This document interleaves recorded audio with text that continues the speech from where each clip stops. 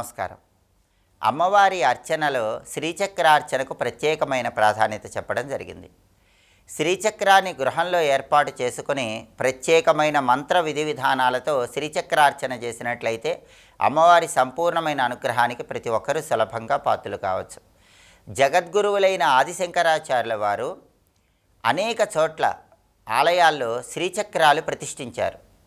ఆదిశంకరాచార్యుల వారు శ్రీచక్ర ప్రతిష్టాపన చేసిన తర్వాత ఆలయ వైభవం ద్విగుణీకృతమైందని అనేక ఆధారాలతో మనకి గ్రంథాలలో చెప్పడం జరిగింది.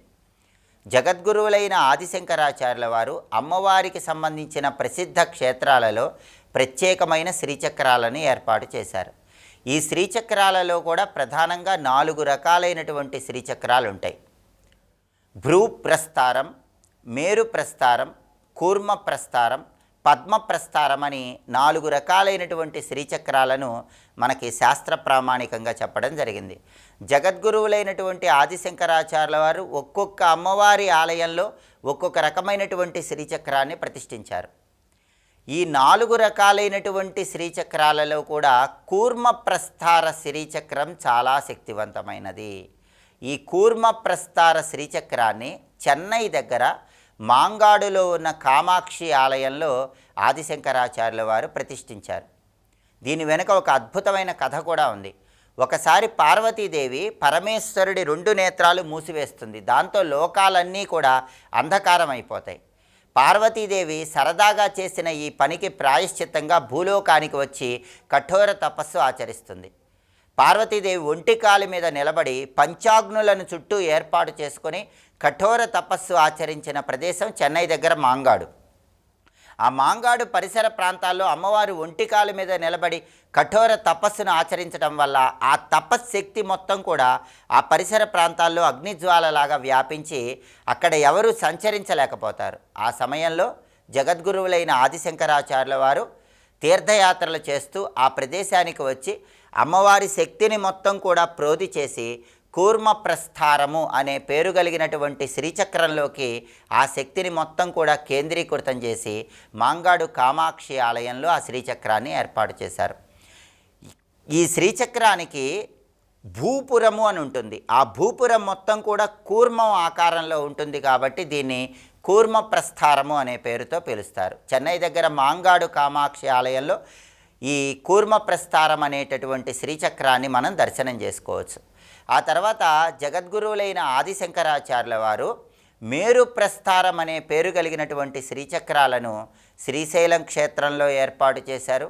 విజయవాడ ఇంద్రకీలాద్రి పర్వతం మీద ఉన్నటువంటి అమ్మవారి ఆలయంలో కూడా ఏర్పాటు చేశారు. అలాగే ఆదిశంకరాచార్యుల వారు కంచి కామాక్షి అమ్మవారి ఆలయంలో భూప్రస్తారం అనే పేరు కలిగినటువంటి శ్రీచక్రాన్ని ఏర్పాటు చేశారు. అందుకే కంచి కామాక్షి అమ్మవారి ఆలయానికి వెళ్ళినప్పుడు అమ్మవారి పాదాల కిందే మనకి ఒక పానవట్టం ఆకారంలో శ్రీచక్రం కనిపిస్తుంది. అది భూప్రస్తార శ్రీచక్రం. దాన్ని దర్శనం చేసుకోవటం ద్వారా అమ్మవారి సంపూర్ణమైన అనుగ్రహం కలుగుతుంది.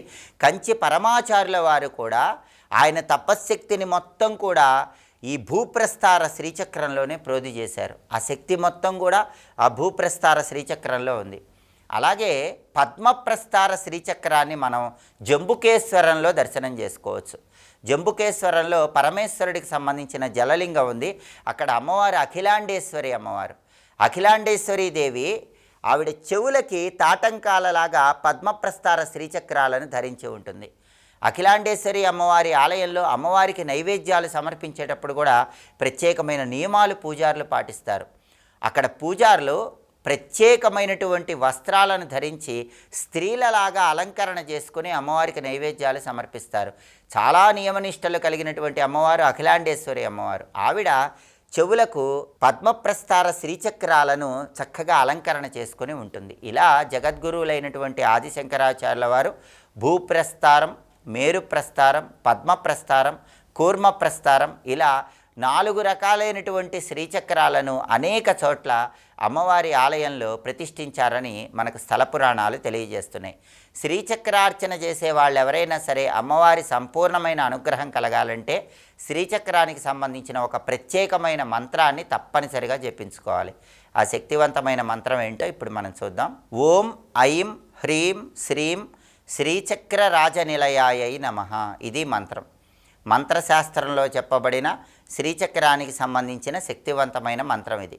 శ్రీచక్రార్చన చేసే వాళ్ళు ఎవరైనా సరే ఈ మంత్రాన్ని వీలైనన్ని సార్లు పఠించినట్లయితే త్వరగా అమ్మవారి అనుగ్రహానికి సులభంగా పాత్రలు కావచ్చు. అంతటి శక్తివంతమైనటువంటి శ్రీచక్రార్చనలో దాగి ఉన్నటువంటి శక్తిని మొత్తం కూడా త్వరగా అనుగ్రహింపజేసేటటువంటి ఆ మంత్రం ఏంటో ఇంకొకసారి చూద్దాం మరి. ఓం ఐం హ్రీం శ్రీం శ్రీచక్ర రాజ నిలయాయై నమః. మంత్రజపం చేయండి.